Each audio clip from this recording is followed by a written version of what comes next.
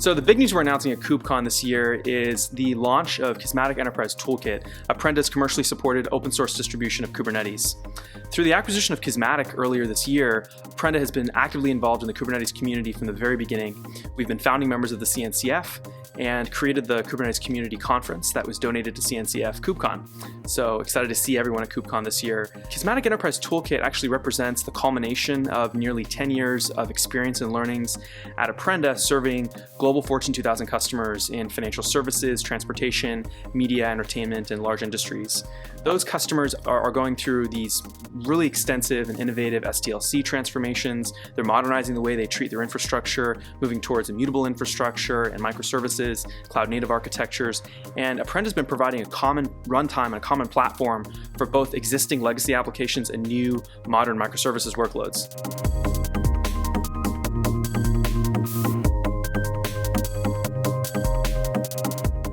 So I think any company's job in this market is to help customers solve big challenges in the application platform space, and it's just evolved so quickly over the past 5 or 6 years.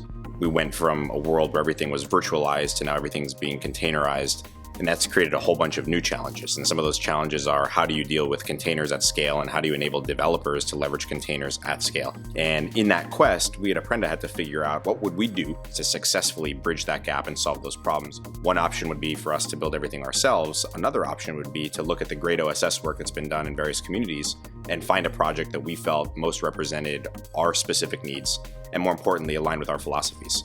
When we evaluated that field, we found that just Kubernetes fit the bill in every possible regard. When you look at it from a technical point of view, it's built by the most important cloud scale vendor of all time at this point, which is Google.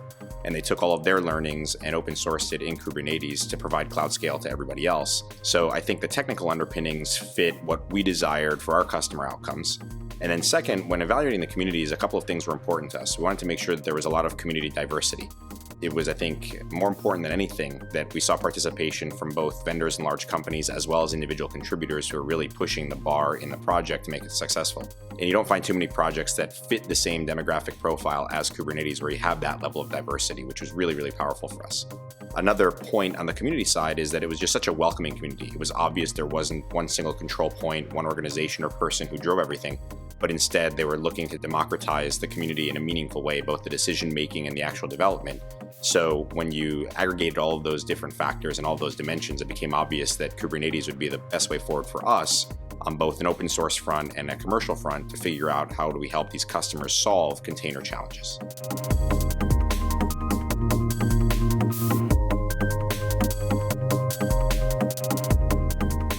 Our goal in releasing Kismatic Enterprise Toolkit has actually been to insulate our enterprise customers from a lot of the complex volatility and decisions they need to make, architectural considerations and so on, when actually adopting Kubernetes for production applications in their organizations. What this goal really translated to for us was a significant amount of R&D effort and customer engineering to essentially codify a lot of the best practices and the years of experience we have into a set of defaults that can really easily be consumed through an intuitive and reliable platform.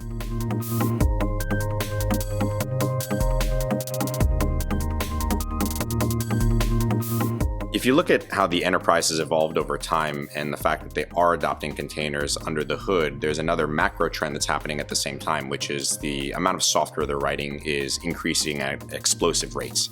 And it's increasing because we as consumers are demanding software for everything. We want software on our phones, in our video game systems, on our tablets, on our laptops, and that is putting pressure on those enterprises to write more software.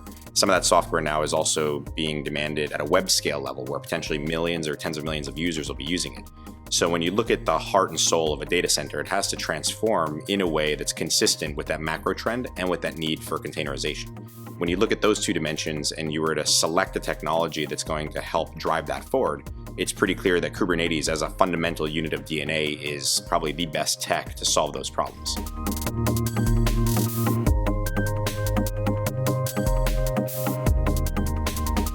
A lot of the problems we're solving are really around insulating our customers from having to make complex decisions. So in addition to fully automating the previously manual and error-prone and really fragmented ways of standing up Kubernetes in local environments or in data center environments, Kismatic Enterprise Toolkit provides common cluster services out of the box that are tightly integrated to provide defaults for system storage, networking, load balancing, routing, monitoring, logging, and more. And with Kismatic Enterprise Toolkit, enterprises are able to rely on a fully supported and tested open source offering that not only makes it dead simple for installation of production quality Kubernetes clusters, but allows enterprises to meet their rigorous requirements in terms of tested, proven, and reliable infrastructure defaults for modern workloads.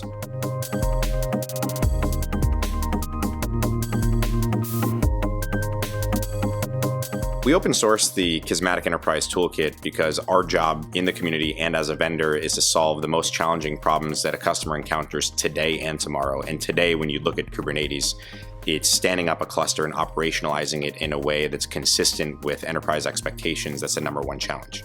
The goal for us would be to have as many enterprises as possible using Kubernetes as quickly as possible.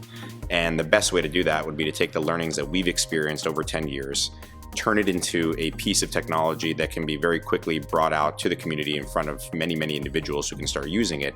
And we needed a vehicle where they could take their learnings over the next year, 2 years, 3 years, and contribute back so we can continue to strengthen that first step of the journey in a fashion that is consistent with that idea of democratizing access to this sort of cluster technology. So for us, it became pretty obvious that we couldn't do that without open sourcing it.